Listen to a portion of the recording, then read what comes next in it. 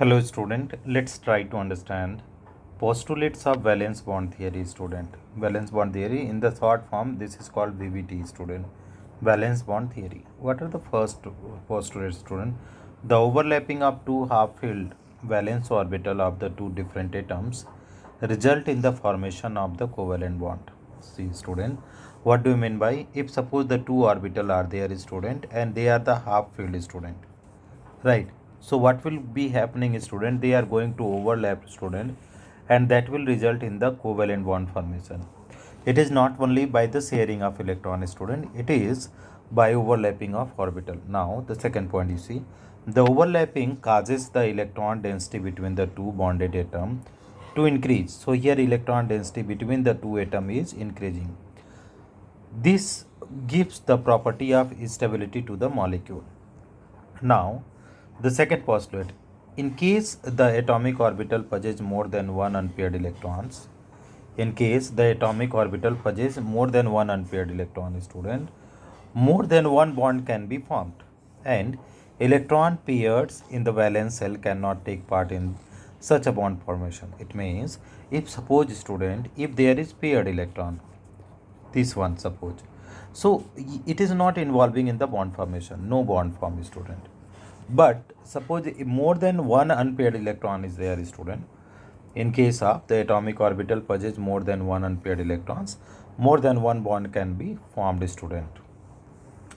Now the next point, a covalent bond is directional. Covalent bond is directional. Such a bond is also parallel to the region of the overlapping atomic orbital. See student, what the point here dear student, a covalent bond is directional. Firstly it is the directional. Such bond is also parallel to the region of the overlapping atomic orbital. So parallel to region means if suppose this atom, this is overlapping, so the bond will be in the parallel like that. Okay.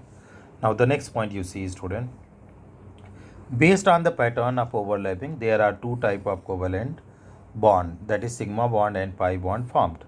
The covalent bond formed by side overlapping of atomic orbital is known as pi bond student. If see this, if this overlapping is there student, this one, so this overlapping or this one side by side overlapping, that is what student they are saying pi bond. This is what student pi bond. But here in the center student, it is head to head overlapping, that is what student, this is what sigma bond student, sigma bond. So dear student, here you see, whereas the bond formed by overlapping of atomic orbital along the internuclear axis, it is known as sigma bond student, that you keep in mind.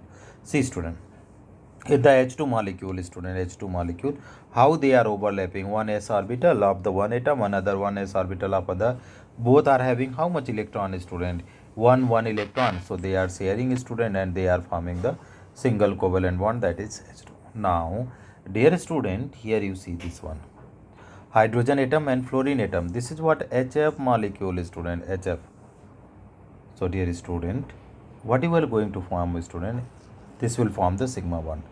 Here student, F2 molecule you see, so PZ and PZ orbital overlap student, they are forming again sigma bond. Why student? Because they are the head to head overlapping, so sigma bond. Here student, this is the PZ orbital overlapping, they are forming what student, sigma bond only, sigma bond only student. But here this is PX overlapping, this is going to form student pi bond, PX pi bond. Here you see PY student, that is also pi bond student. But here SPX student, no bond, that is zero overlapping. So this is not going to form student this one. So proper overlapping required students. So these are all about the valence bond theory. Thank you very much for watching students.